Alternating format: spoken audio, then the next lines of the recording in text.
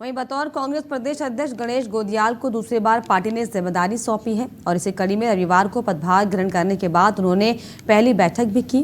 बैठक में पार्टी के वरिष्ठ नेता भी मौजूद रहे। गणेश गोदियाल के पदभार ग्रहण करते ही समारोह से पार्टी ने विधानसभा चुनाव 2027 का बिगुल फूंक दिया। सभी अपने विधानसभा क्षेत्र की सीट जताने का प्रयास करेंगे तो वही निश्चित रूप में पार्टी चुनाव में परचम लहराएगी। ये गोदियाल ने बयान दिया।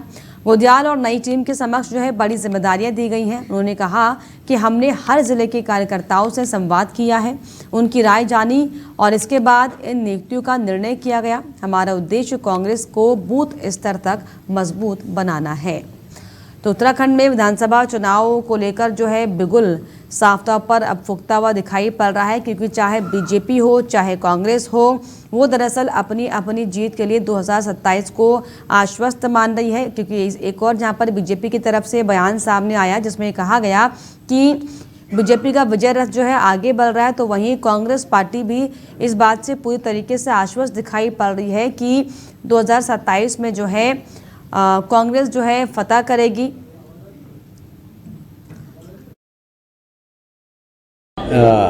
मौका भी है और दस्तूर भी है। तो कल चूँकि नया कार्यभार ग्रहण किया तो मैं भी यहाँ था और हमारे तमाम जिलाध्यक्ष महोदय जितने हैं सब लोग भी यहाँ हैं। तो मौका भी है, दस्तूर भी है, तो बैठक होनी चाहिए।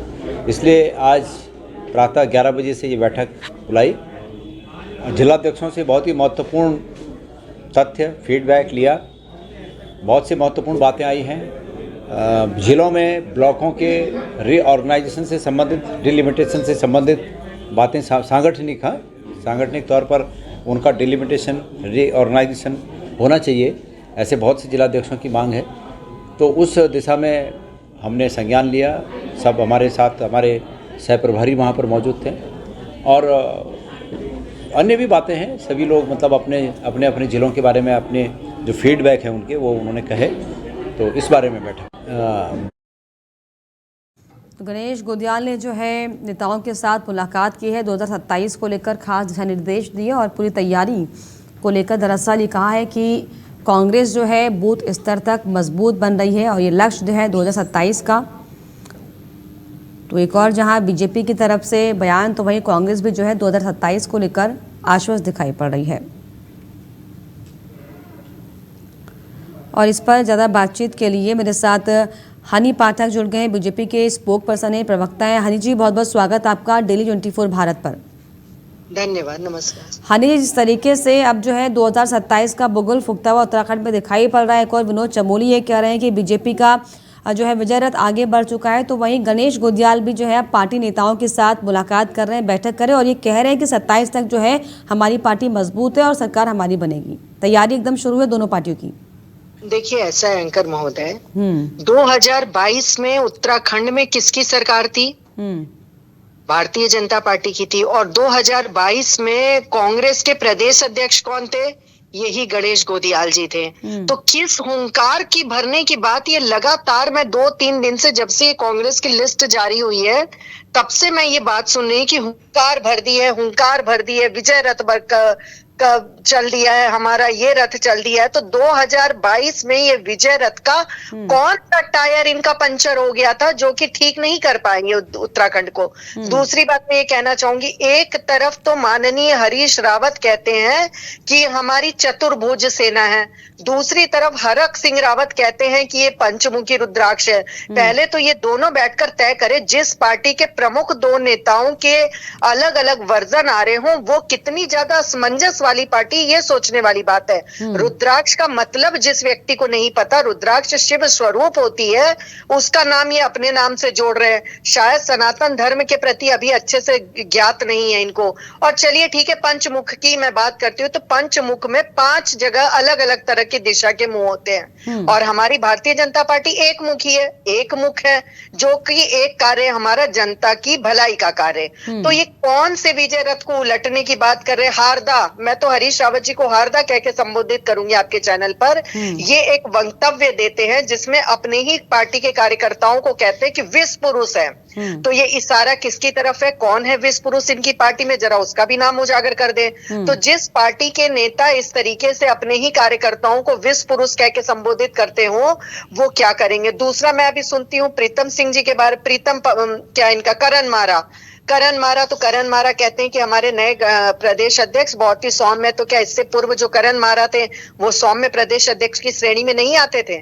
तो पहले कथनी और करनी में ये अंतर समझने का प्रयास करे, फिर विजय रथ को आगे बढ़ाने की प्रक्रिया करे। बिहार चुनाव में हमने इन्हें बता दिया कि ये कहां पर है, ये किस लायक है, उसके बावजूद भी इनको गठबंधन का सहारा लेना पड़ रहा है। 60 वर्ष से सत्ता में रहने के बाद इनको आज बैसाखी का सहारा लेना पड़ रहा है। उसका सीधा तात्पर्य है कि इनका वर्चस्व, इनकी लोकप्रियता पूरी तरीके से जनता के दिल से जा चुकी है। तो इस तरीके की जो अफवाह उड़ा रहे हैं, इस तरीके की जो बातें कर रहे हैं, वो एकदम दकियानुसी बातें हैं, मानसिक विकलांगता का परिचय देने वाली बातें हैं। तो ये सब चीजों को वो पहले दुरुस्त करे, उसके बाद इस तरीके के वक्तव्य को जारी तौर करे। पर हनी जी, बीजेपी पूरी तरीके से आश्वस्त है कि एक बार फिर से रिपीट आप कर रहे हैं, क्योंकि हालांकि अभी तो समय है 2027 आने में, लेकिन जिस दमखम के साथ चाहे बीजेपी हो चाहे कांग्रेस, जिस तरीके से जो बयानबाजी चल रही है, और अगर ताज़ा घटना को हम जिक्र कर लें हनी जी, जिस तरीके से भी चकचुटिया से लेकर देहरादून तक जो यात्रा लंबी हुई थी, पद यात्रा, पैदल यात्रा, इन तमाम तस्वीरों के बाद भी क्या बीजेपी पूरी तरीके से आश्वस्त है?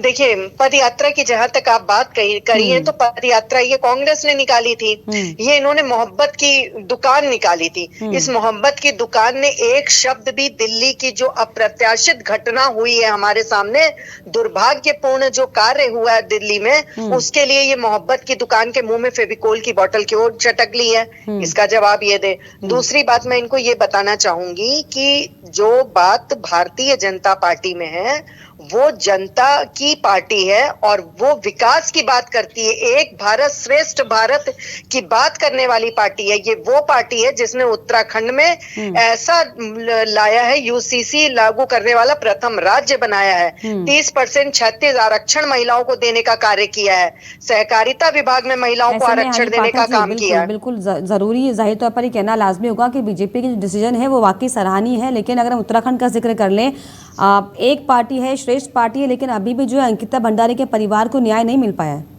देखिए एंकर महोदय, मैं आपको बताना चाहूंगी, अंकिता भंडारी जी का जो हत्याकांड हुआ था, उसको लेकर हमारी सरकार ने थोड़ी भी लापरवाही नहीं दी है।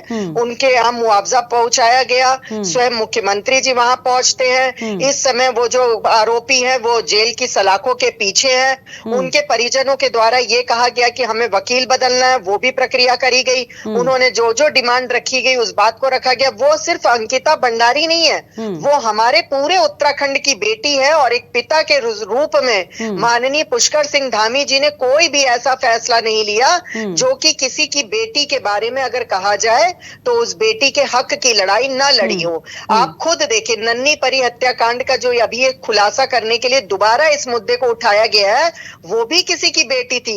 उसके बारे में, क्योंकि वो हरीश रावत जी की सरकार के दौरान हुआ था, तो उस समय चुप्पी है। मैं तो ये नहीं समझ पाती हूँ कि बेटी बेटी में फर्क ये क्यों करते हैं। बेटी तो वो भी थी, बेटी हमारी ये भी है। तो जब तुम बेटियों की हित की बात करते हो तो बेटियों में फर्क मत करो, क्योंकि माँ भी अपने जो बच्चे होते हैं उनमें फर्क नहीं करती है, दोनों आंख से देखती है। और ये वाकई बहुत शर्मनाक भी है कि उत्तराखंड में भी जो इस तरह का फर्क होने वाली राजनीति होनी शुरू हो गई है। फिलहाल आपने समय दिया, बहुत शुक्रिया हनी जी। तो आपको बता दें कि जिस तरीके से मिशन 2027 को लेकर तमाम जो है नेताओं की बैठक चल रही है, नेता जो है अपने अपने तरीके से आश्वस्त दिखाई ज़रूर पड़ रहे हैं, लेकिन जिस तरीके से ये जो घटनाक्रम उत्तराखंड में अलग अलग तरह के देखने को मिल रहे हैं, ये दरअसल बताते हैं कि दरअसल ये परीक्षा है, चाहे बीजेपी हो चाहे कांग्रेस हो, उन दोनों के लिए।